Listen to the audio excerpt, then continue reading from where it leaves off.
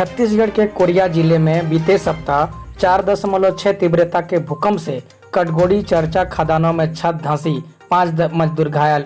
यह न्यूज सुर्खियों में बनी रही और ये जो 11 जुलाई को इसी बेल्ट में 4.3 तीव्रता का भूकंप आया था। 15.7 किलोमीटर गहराई में था इस बार के भूकंप का केंद्र। भूकंप प्रभावित क्षेत्र को ये जो छत्तीसगढ़ का नक्शा दिख रहा है आपको न्यूज में, ये जो कलर का दिखा रहा है ना, ऊपर गहरा पीला दिख रहा है, इस क्षेत्र में बहुत ही ज़्यादा भूकंप का जो असर है वो देखने को मिला था। और ये न्यूज परीक्षा की दृष्टि से बहुत ही इम्पोर्टेंट है कि का जो भूकंप कोरिया जिले के बेल्ट में हुआ था, ये हफ्ता में दूसरा झटका देखने को मिला। और यह जो न्यूज है वाकई में बहुत ही सुर्खियां बटोर चुका है। और कौन कौन तारीख को, ये 11 जुलाई को 4.3 और 29 जुलाई को 4.6 तीव्रता के झटके लगातार देखे गए। यह न्यूज बहुत इंपॉर्टेंट है। अब हम चलते हैं दूसरे न्यूज पर।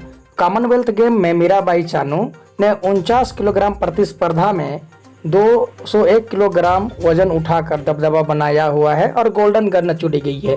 वहीं छत्तीसगढ़ की आकर्षी कश्यप ने बैडमिंटन में दमदार प्रदर्शन करते हुए अपने पहले मुकाबले में जीत दर्ज कर उन्होंने अपने प्रदेश छत्तीसगढ़ का नाम को भी गौरवान्वित किया है।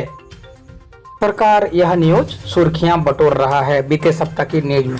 अब देखते हैं, छत्तीसगढ़ के दक्षिण में बहने वाली सबरी नदी पर छत्तीसगढ़ की कोई भी योजना नहीं है।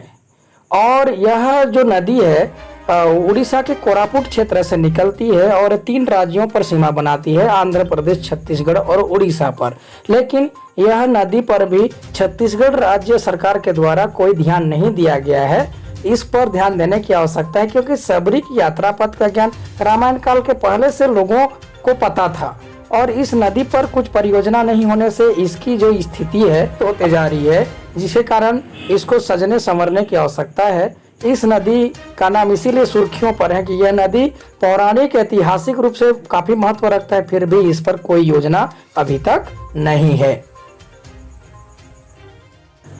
तो अब हम अगले न्यूज पर चलते हैं। छत्तीसगढ़ सीजीपीएससी ने 8 भर्ती परीक्षाओं के आंसर शीट वेबसाइट पर जारी कर दिया गया है, जो पहली बार हो रहा है क्योंकि इससे पहले छत्तीसगढ़ लोक सेवा आयोग के द्वारा आंसर शीट का कॉपी नहीं दिखाया जाता था, जिसके कारण अक्सर इसकी परीक्षा विवादों से घिरा हुआ है।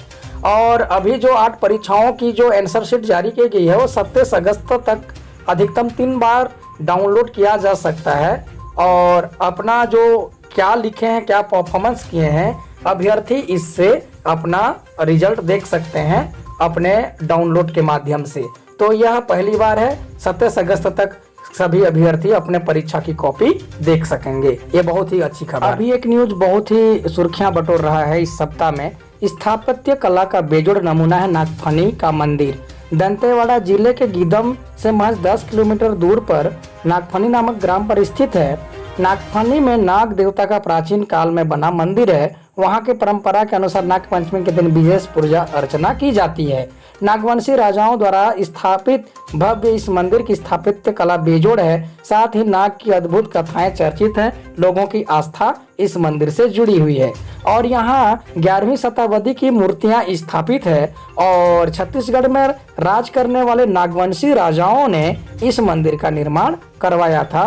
यह न्यूज आज के बीते सप्ताह में बहुत ही सुर्खियां बटोरा है और ये प्रतियोगी परीक्षा के लिए भी बहुत महत्वपूर्ण है क्योंकि ये कभी पूछ दिया जाता है कि नागफनी का मंदिर किस जिले में है, कहाँ पर स्थित है, तो इससे पता आराम से लग सकता है दंतेवाड़ा जिले में नागफनी मंदिर स्थित है। अब अगले न्यूज की ओर चलते हैं। उड़ीसा के राष्ट्रीय उद्यान में नजर आया है दुर्लभ काला बाघ।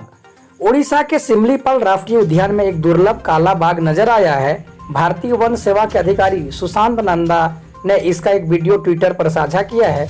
उन्होंने लिखा, अंतर्राष्ट्रीय बाघ दिवस पर अपने क्षेत्र को चिन्हित करते हुए दुर्लभ काले बाघ की एक दिलचस्प क्लिप साझा कर रहा हूं।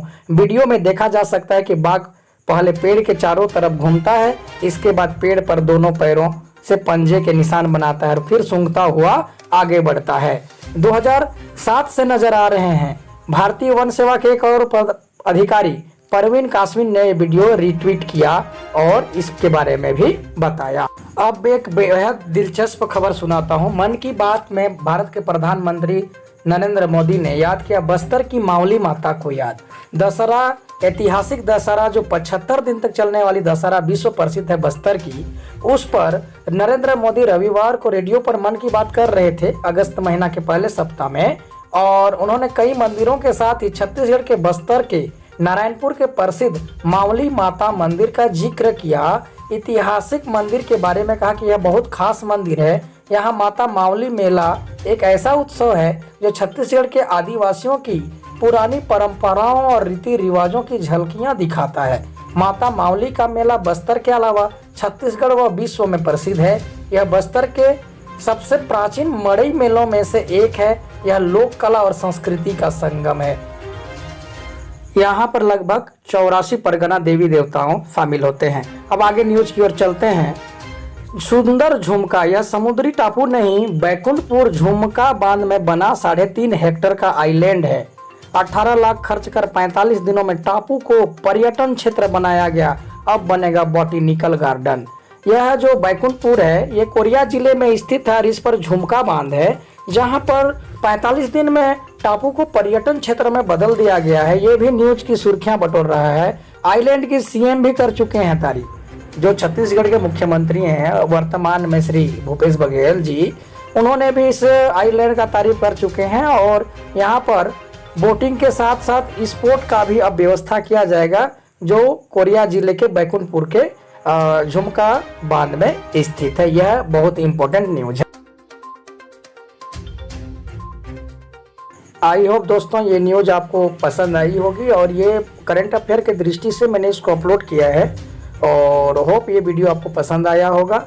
अगर पसंद आया हो तो लाइक करें, सब्सक्राइब करें और सभी स्टूडेंट को भी शेयर कर दें ताकि करंट अफेयर उनका स्ट्रॉन्ग हो जाए। सीजीपीएससी या व्यापम की परीक्षा के लिए बहुत ही महत्वपूर्ण उपयोगी साबित हो।